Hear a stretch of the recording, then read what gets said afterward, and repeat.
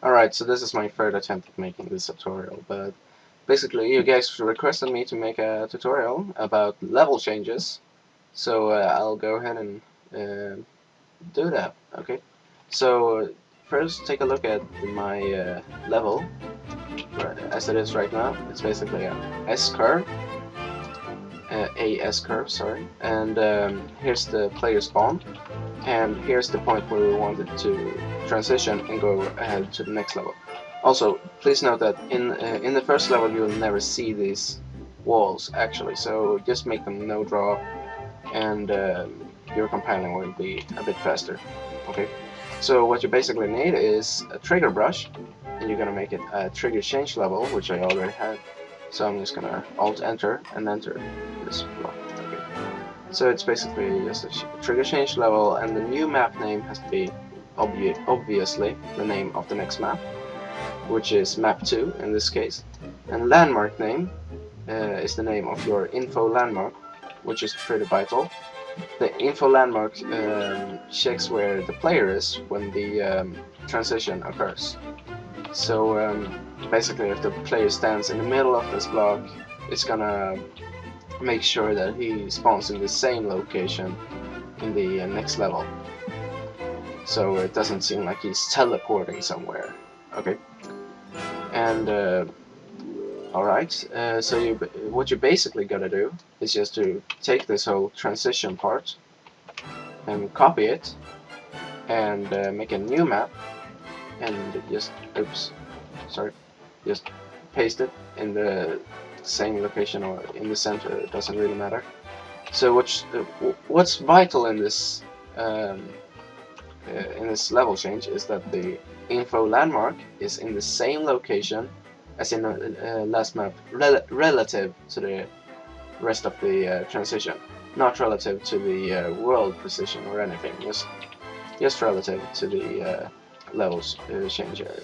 Okay, so this is the part where we're gonna continue going into the next map. So just make sure you don't make those. Just change them back to whatever they were before. And instead I'm going to no draw the parts where we were in map 1. Okay, so this time you're not gonna see what's behind here, but you're gonna see this part. Okay, so if not, you gotta have a trigger change level in both maps. So I'm just gonna drag it back here, because in this map I actually want my player to be able to go back. It isn't really necessary, but you still have to change the new map name to map 1 or the level before this map, even though you maybe don't want the player to go back.